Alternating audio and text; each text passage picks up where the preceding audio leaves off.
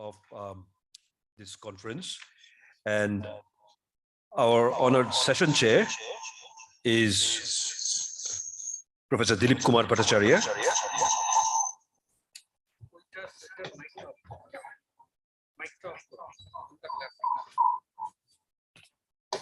After mic off. Okay. No.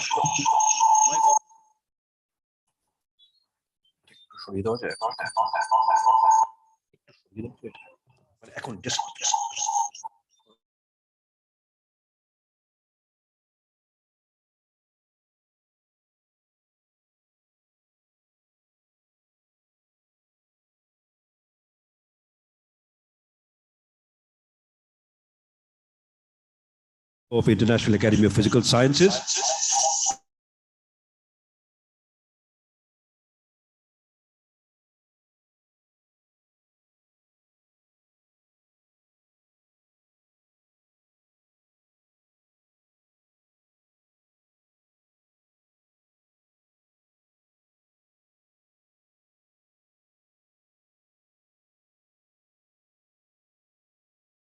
And he has teaching experience.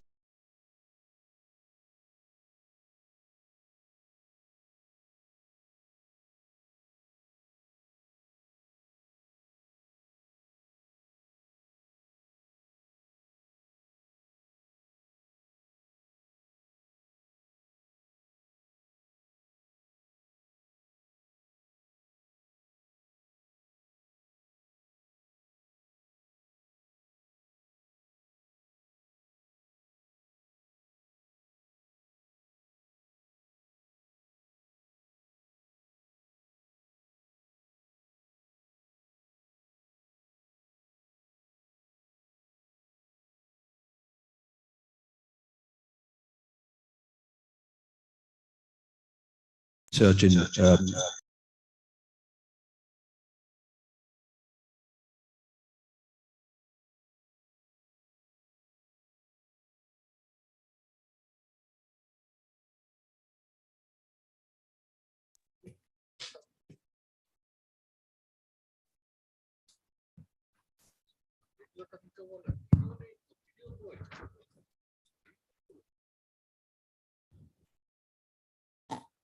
So we are starting our session just now, and the keynote speaker, the first keynote speaker, is Dr. Francis Miranda, and he is the Global Senior Head of Web Scraping Solutions and the Asia Pacific Quality and Data Science Director at GFK.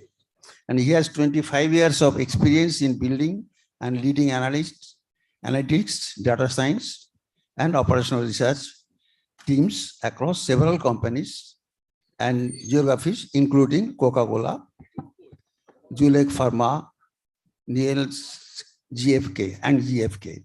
And he has a BS degree in industrial engineering from De La Salle University, Manila, and a MS degree in industrial engineering from Purdue University. He completed his advanced management and leadership program at Oxford University in 2022. He's the International Federation of Operational Research Societies Vice President representing Asia Pacific. He is the immediate past president of the Association of Asia Pacific Operational Research Societies and the immediate past president of the Operational Research Society of the Philippines. So may I request Dr. Francis to continue his speech? Thank you. Thank you, Professor, for the introduction. Okay, so before I go to the main talk, I would also just like to give a short introduction to iForce and APORS,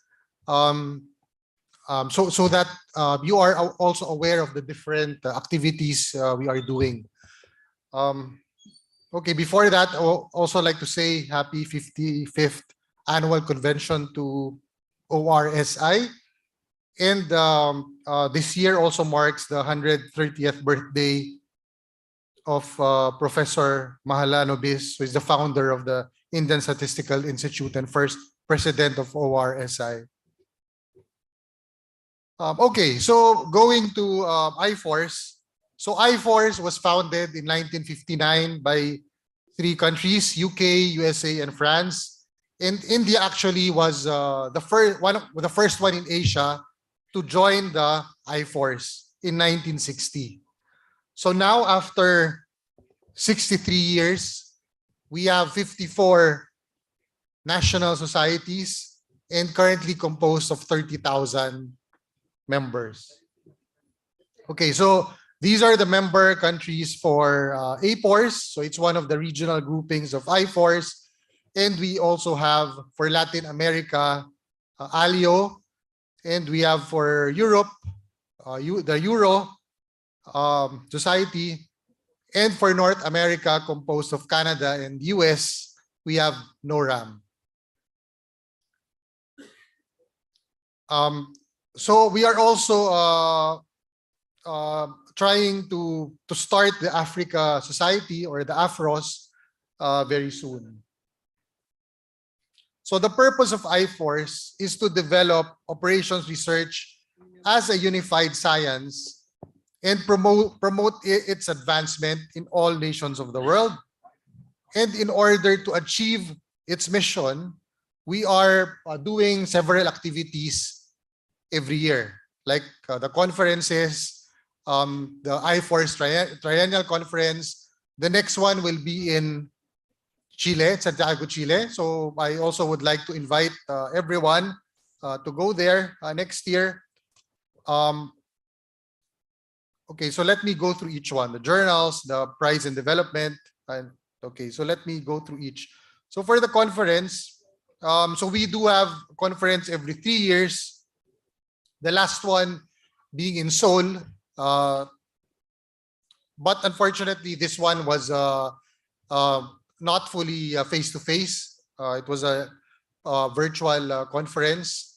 But the next one in 2023, so we will have it face-to-face. So that will be in Santiago, Chile. So again, I'd like to invite you to go to that iForce conference. And after that, we already have planned the next one. It will be in Vienna, Austria in 2026. Then the next one would be, of course, supporting journals like the International Transactions and Sustainable Analytics and Modeling journals. So we have the publications here that you can see, the ITOR, and also more recently, the Sustainability Analytics and Modeling. So as mentioned, now it's important to use optimization operations research for societal problems such as climate change. So that is why recently the iForce also launched this journal. For the ITOR in particular, we have the Best Paper Award. So it was established in 2019. So this award recognizes one outstanding article and one runner-up in 2 categories: surveys and tutorials and methodology and applications. Next is the ORin Development. So I am currently the chair for ORin Development for iForce. So what we do is we encourage and reward best applications of OR in a developing country. So that is why we came up with the ORin Development Prize. This competition was held since 1987.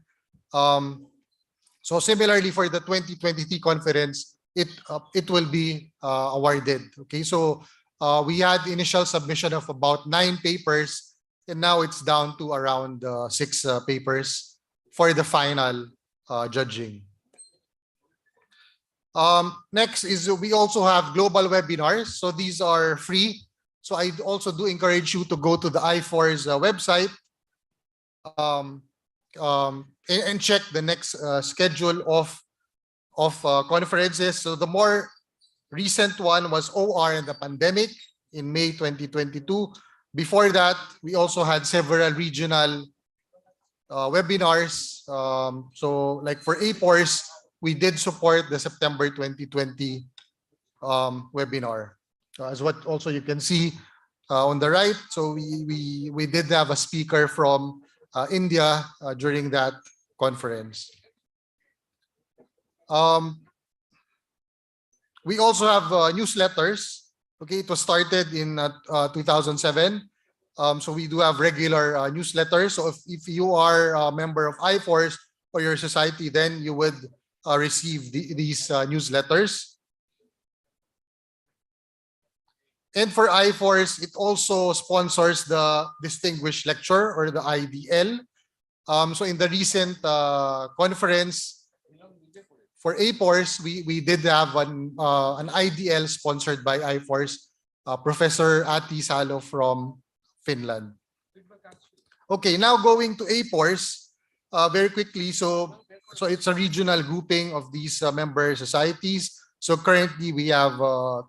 Of course, we are continuously trying to expand the membership. So as what you may note, we still don't have some of the Southeast Asia countries like Thailand, Indonesia. So we are trying to encourage them to join iForce. So our mission is to share the knowledge and information in operations, research, and management for scientific and business practice. So in order to achieve that mission, so we also have, like iForce, regular conferences. So the 2022 conference this year, just recently last month, it was held in Manila, Philippines, and the 2024 will be held in China.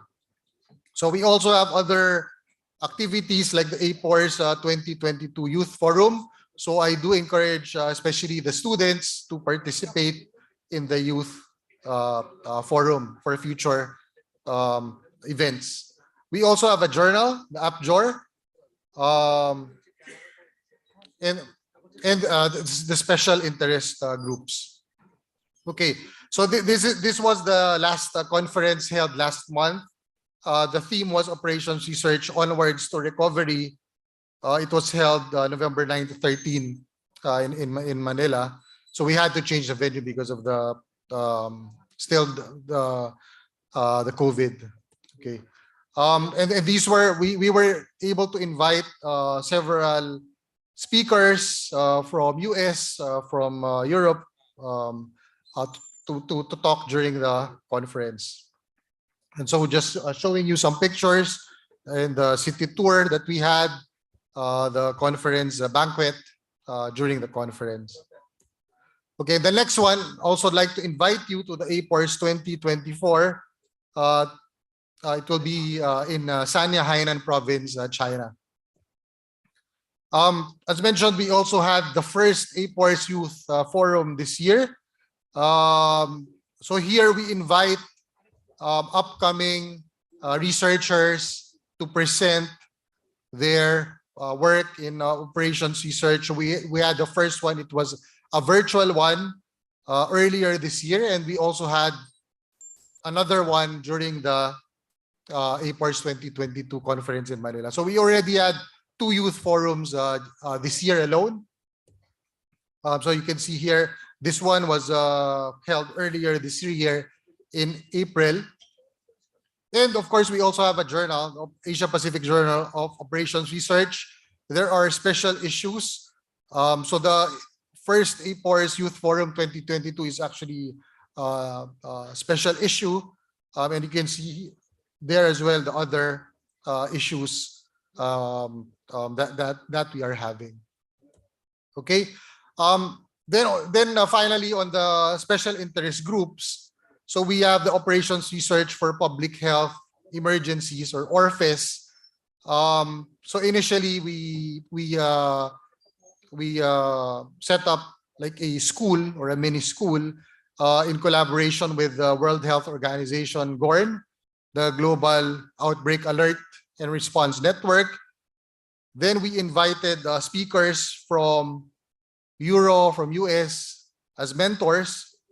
So we had 40 participants. You can see there the number of participants per country, and we have quite a significant participation from India.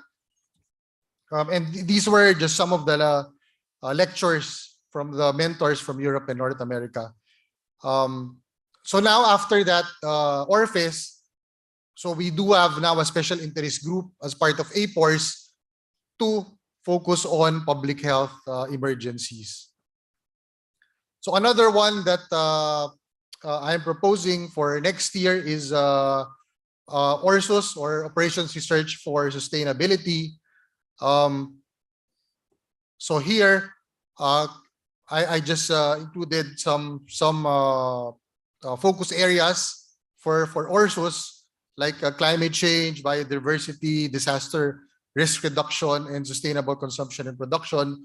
So this the research or papers that we can develop from this special interest group can also be included in the iForce Journal on Sustainability and Modeling. Okay. So yeah, the target launch of the school is 2023. So hopefully we could have that. So it will be a mix of OR researchers, experienced practitioners, and sustainability experts. Okay, so that was again just a quick introduction on iForce and aForce. So as what you have seen, we do have a lot of activities, conferences, webinars, journals, special interest groups to try to promote operations research within the region, and of course globally. Okay, now let me go to my other presentation. So okay, this is talking about optimization and analytics in retail measurement. Okay, so currently I am working for GFK. So it's an analytics company focused on the tech and durables industry. So at GFK, we have a vision. Our vision is to become the unparalleled, always-on AI-powered intelligence platform and consulting service for the consumer products industry globally. Okay, just some facts and figures. So GFK, it's a global company present in more than 60 markets with 10,000 plus clients, and we do track a lot of products, again focus on the tech and durables industry. So next year, it's already announced in the news that there'll also be a merger with Nielsen. So coincidentally, Nielsen IQ was my former employer as well. So the merger will create the leading global provider of information and analytics in consumer and retail measurement. So this is what I wanted to talk about today. Okay, so first, what is you may be wondering, okay, what is retail measurement? So in a nutshell, it measures product movement, market share, distribution, price, and other market information. So our key clients would be the tech and durables manufacturers, like for example, Samsung. If they want to know their market share across the different markets, then that is what we provide to them. So how do we do that? So we do collect retailer information from offline retailers, like for example, India, from big retailers like Reliance, and also from online retailers like Flipkart. So we do collect the information and then try to estimate the total market.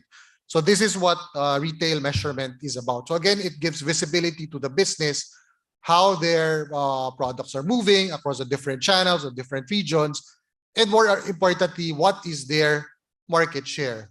So how do we measure retail? Okay. Yeah, okay, I think that's better. Yeah, thank you. So how do we do retail measurement? So there are 7 steps to retail measurement. So I will go through each one, from defining the product groups to measure down to communicating the final results to clients. So first example is we need to define the product group that we will track.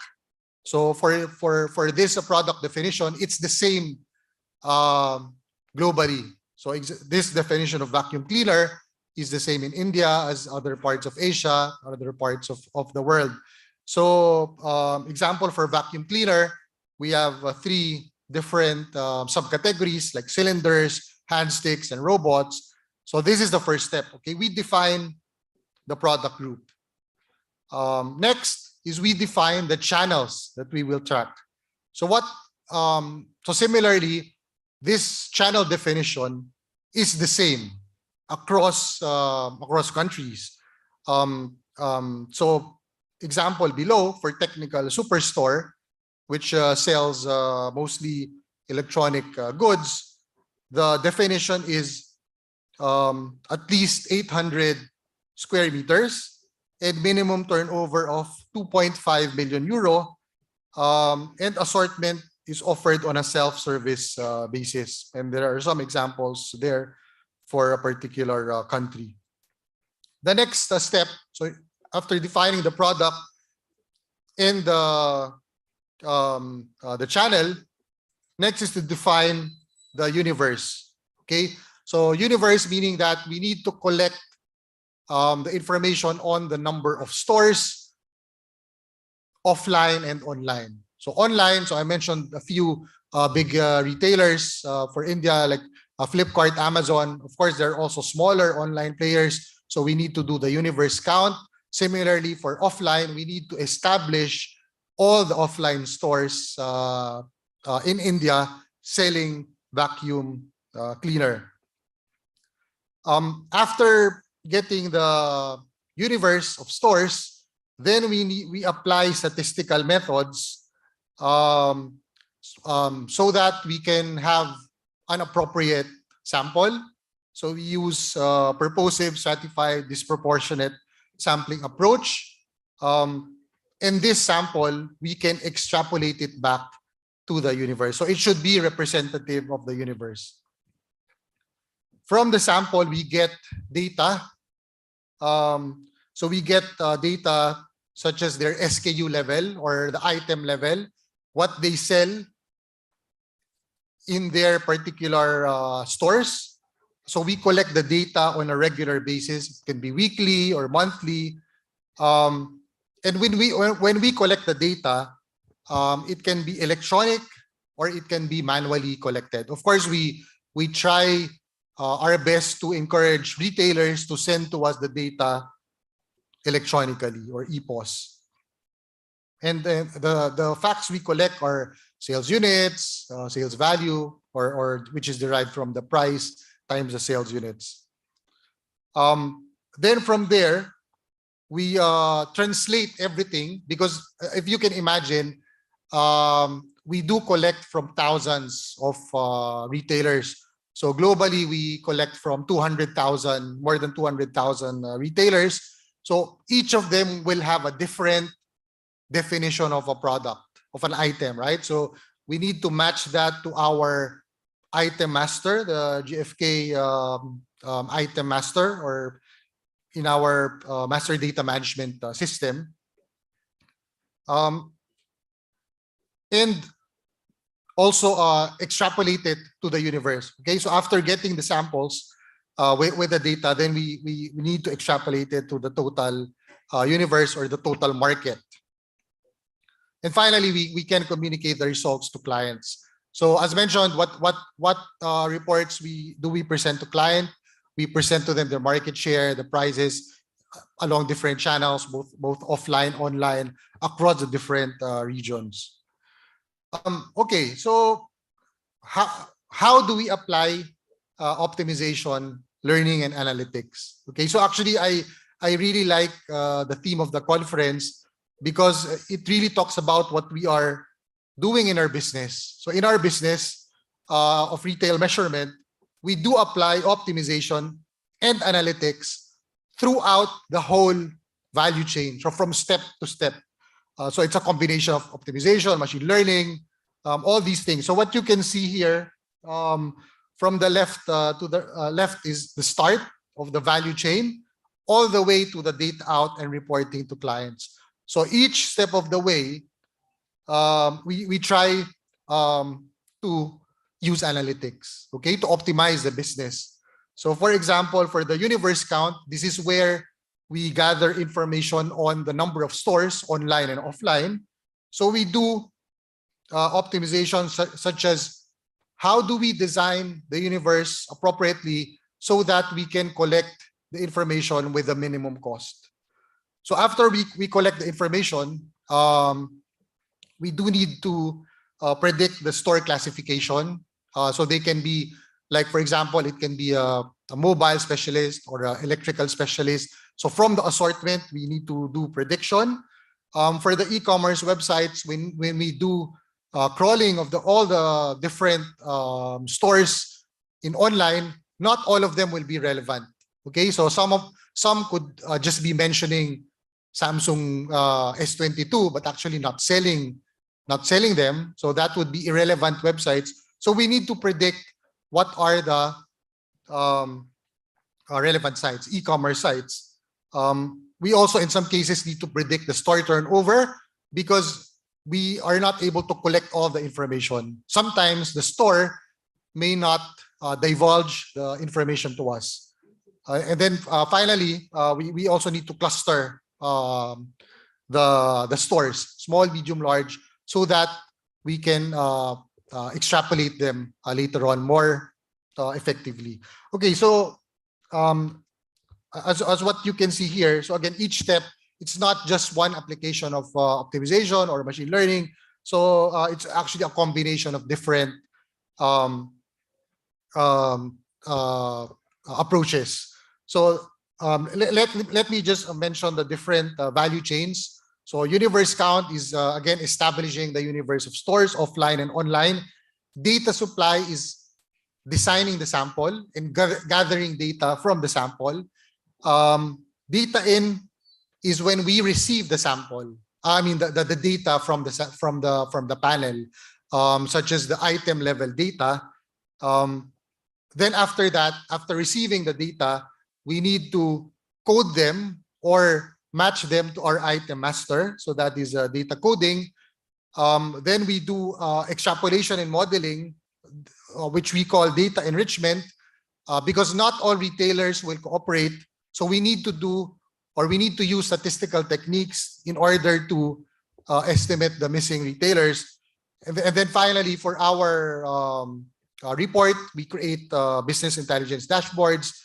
And the GFK Neuron, this is a new platform that we have that is powered by an AI engine so that it can give recommendations to our clients. Like, for example, what is the price that they need to set to maximize the market share? Okay, so let me try to illustrate each one. Again, this is based on the whole value chain. So I won't be showing the mathematical formulas, but focus on the concept of what we are trying to do. So first, on the universe, this part of the value chain. So imagine a big country like China, India. We need to count all the stores across the country. So how do we do that? So we need to design a proper universe fieldwork. So for example, we need to cover 30% of the country every year, and we do it for the next 3 years. So at least every 3-4 years, we cover the whole country. But since we cover only 30%, then how do we estimate the total country? Okay, so that's why we use optimization here. So we need to choose the more important areas with high turnover. So for example, this case for China, like Beijing, Shanghai, Guangzhou. So these are the more important areas that we need to cover during the universe, and areas that are not key cities, but growing fast or emerging cities. So these are what we need to cover in terms of the design. So here, the tool used is optimization or linear programming. So after gathering the information on the universe, so we visit the stores physically for the offline stores, and we gather information. So of course, stores will allow you really to go inside and check everything.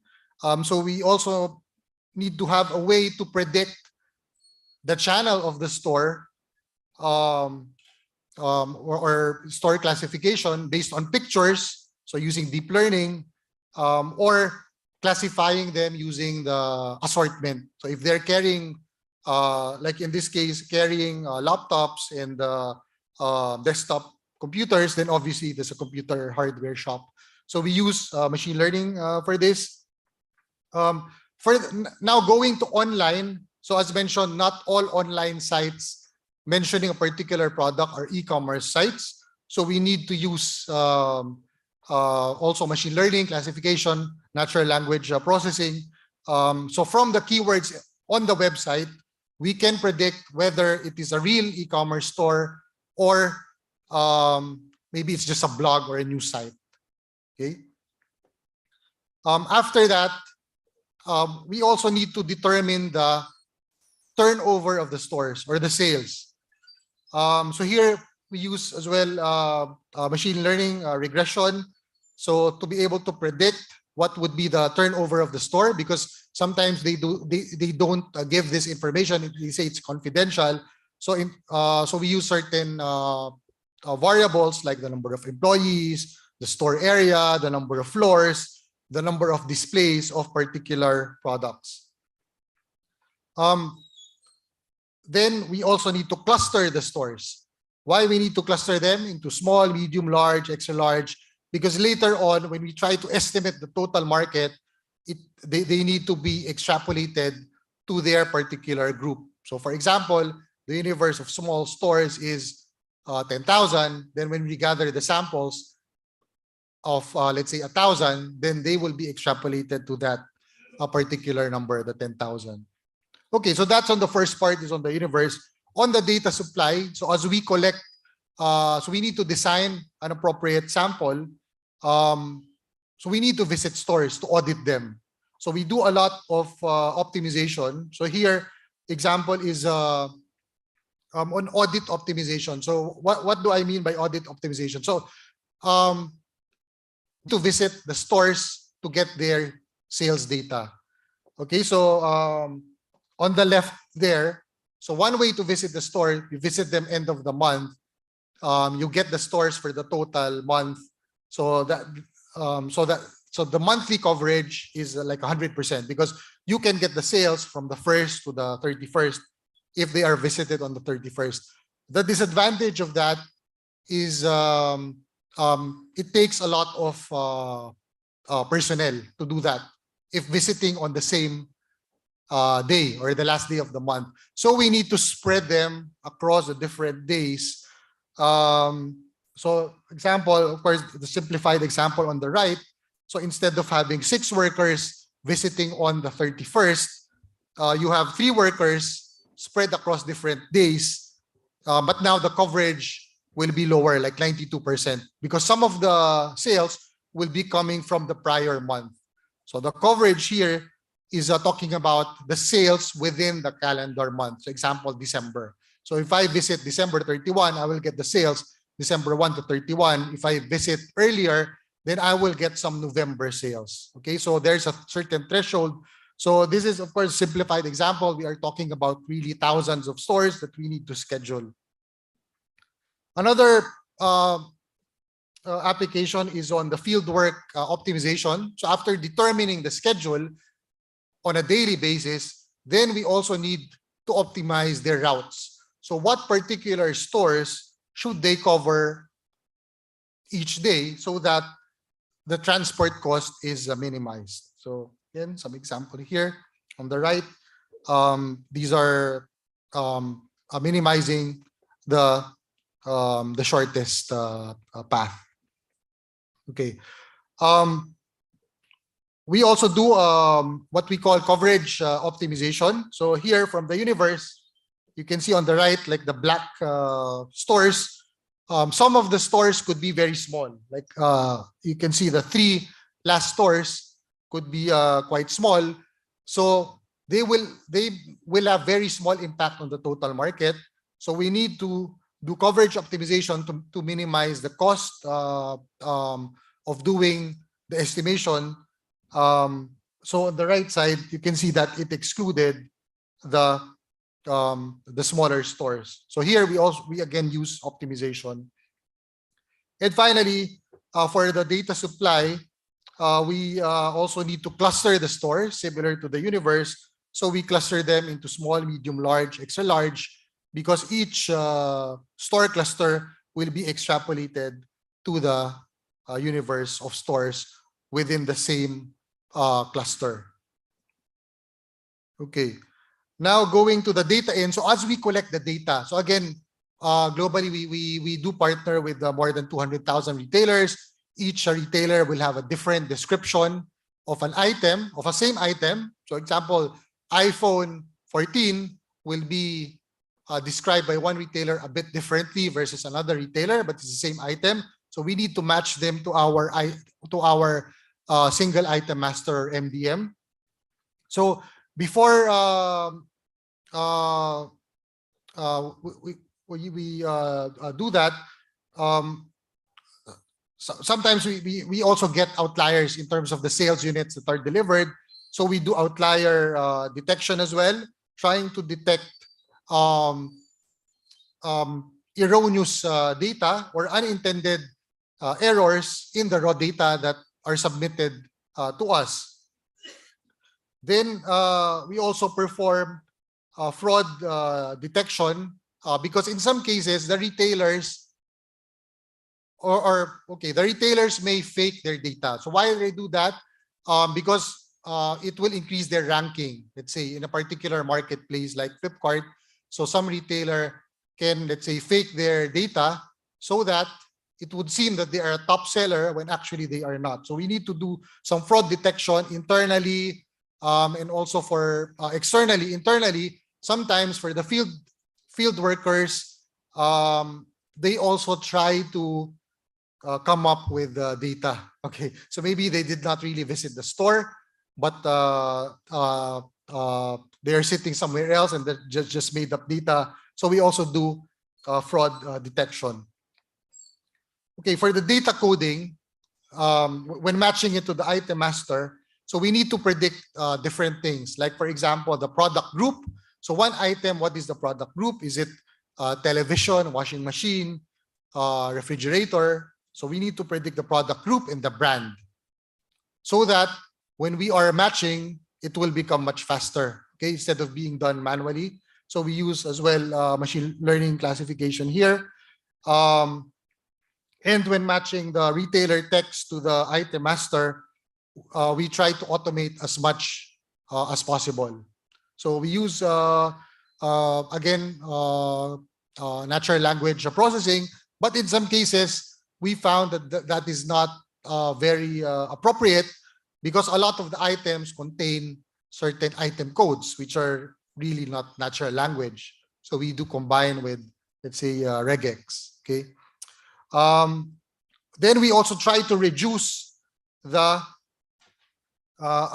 amount of items that we need to code because the volume is just so huge. So imagine 200,000 retailers giving us maybe 10,000 items each. So that's a lot of data that we need to code or estimate. So we do use other statistical techniques like earlier it was Pareto analysis was mentioned. So we also do something similar. We also use machine learning to predict the relevant items versus irrelevant items. So for example, for the description is iPhone, but then there's another word which says it's a cover or a case or a tempered glass. So these are irrelevant items. So we also need to predict for them because the retailer, they will just give you everything. And then on the data enrichment part, when we try to estimate for the total market, so imagine that not all retailers will give data to us. Okay, so since we are only doing it, we are only sampling the stores.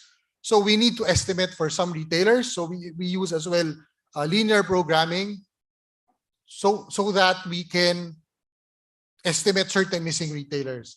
So for example, one retailer can be a combination of 3 other retailers that we have on the panel. Okay, so this is, so we call it source shop optimization. So So with this, we are able to also estimate those retailers that are not cooperating with us. So apart from that, source shop optimization, so that will work for small to medium stores, but for larger stores, such as online stores, maybe one big marketplace that we need to estimate for, we use statistical analysis, machine learning, time series, to be able to estimate their sales. So as you can see there on the left, we use a combination of different data points. It can be from web crawling. It can be from historical data. If the retailer was cooperating with us previously, it can be publicly available data, or it can also, of course, be based on our own research, like custom research. So this is the market knowledge. And then finally, on the data out, so we can also come up with business intelligence dashboards, such as this one, looking at the sales based on the different years, different regions. And then finally, we integrate all of that together in a platform called the GFK Neuron. So this platform combines not only the retail measurement, it combines them with consumer data and other data, so that it can answer the different questions. What was bought? Okay, like for example, TV, what brand? Where was it bought? Particular channel, particular region, but more importantly, why did the person buy that product? So we combine it with consumer data as well. So primarily the value chain I talked about, it focused on the market part, the market intelligence part. So to summarize, for as what you have seen for this particular business case, so it's only one product actually, retail measurement. So but what you saw is that we apply various analytical tools. So actually each step we do apply machine learning, optimization, statistical analysis, all these things for each step of the value chain. And also based on experience, I would recommend to combine tools and not just limit to one. So it's not just focused on machine learning or just focused on optimization. So actually it is focused on different tools, and combining the different tools can have additional business benefit. So for example, the traditional operations research techniques like linear programming or simulation, although I did not show the example of the simulation here, it can drive cost savings and it can also increase profit and revenue. So this is the main benefit. But for machine learning and statistics, it can predict uncertain events, uncertain things, especially with very limited information. So a lot of the business cases, we don't get the information that we need. So we need to predict a lot of things. Like retailer is missing, or retailer gave us data, but it is erroneous. So we need to do outlier detection, fraud detection. So we need to clean a lot of the data, especially now we talk about big data. Then we can also use certain rules like Pareto, like simple rules. It is easy for stakeholders, like especially the management, to understand. And therefore, if this is supported by management, then it is also easy to implement. Finally, I would say that continuous learning and innovation is key. So learning with regards to the business, also in the machine learning context, right? So we always need to improve the model, doing techniques like tuning, feature engineering. So we need to continuously learn and adapt.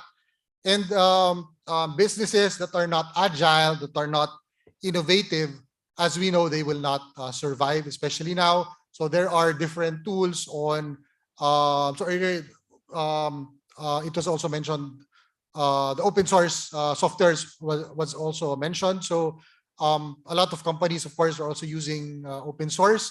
So combining machine learning, combining it with with optimization to drive better business results.